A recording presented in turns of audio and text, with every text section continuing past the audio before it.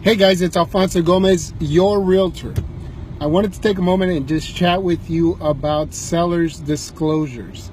So this affects you on both sides, meaning if you're the seller, you need to know what to disclose. If you're the buyer, you need to know what the seller needs to disclose. Remember, sellers' disclosures are required by state law, so it isn't an option. You have to disclose material facts, anything that will affect the desirability or the price of the home. Okay, so in the state of California, there's typically two types of disclosures that must be filled out. They're forms, they're documents.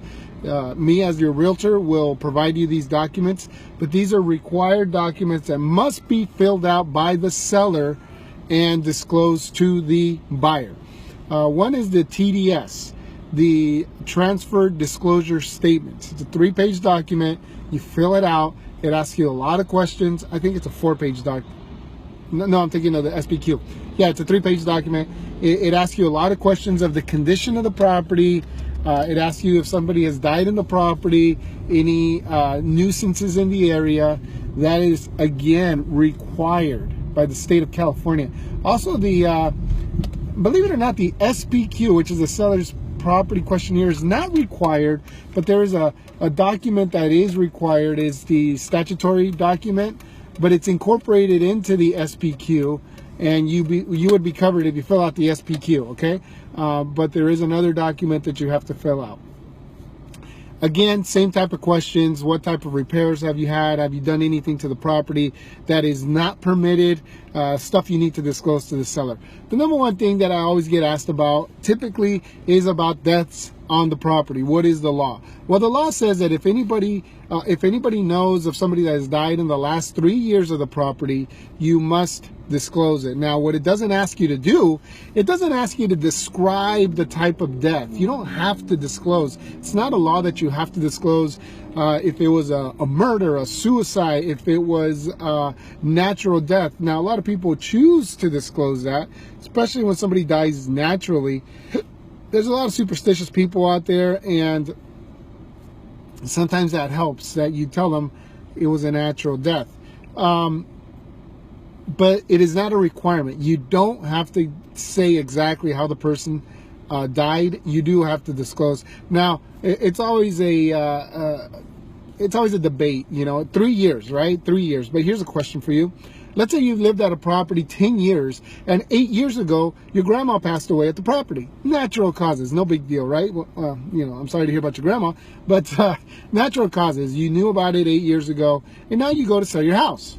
Well, the law says if anybody's died in the last 3 years. The answer is no in the last 3 years. But then you have to go into the question that says, are there any other material facts that affect the desirability or the price of the home?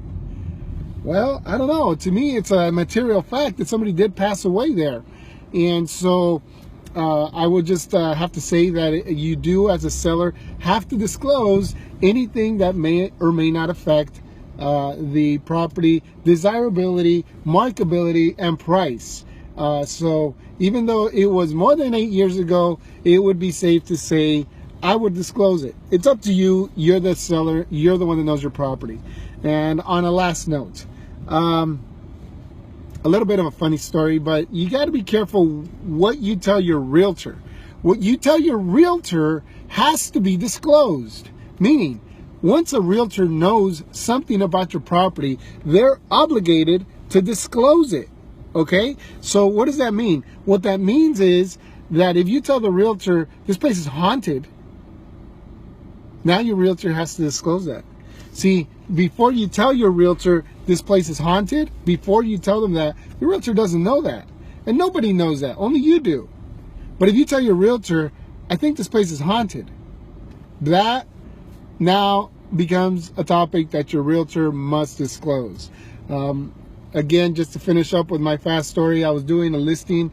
I was talking to a seller, and I said, anything else you would like to disclose? And she tells me, well, there's this animal. I said, oh, interesting animal, huh? In the yard? Yeah. She lived in the hills in Lake Elsinore. And she says, yeah, there's this animal. I go, okay, an animal. She goes, it's a chupa. I said, uh-huh. She goes, yeah, it's one of those animals that has a long neck and a head of a goat. And she kept saying a chupa. She couldn't remember. And I said, chupacabra? She goes, yes, there's a chupacabra in my yard. I said, well, now that you told me, guys, ladies and gentlemen, if it is something that you know is a material fact, you have to disclose it. You know, what you tell your realtor has to be disclosed, because now your realtor is obligated to disclose it. So be careful what you do tell your realtor. I am not saying don't tell him the truth. Don't tell him or her the truth. Tell me the truth. But, you know, choose wisely what you do decide to tell me. We never saw the chupacabra. Everybody survived in the transaction. Nobody died. No animals were hurt during that sale. Alfonso Gomez, your realtor. If I could ever be of assistance, feel free to call me anytime. I look forward to working with you next. Thanks.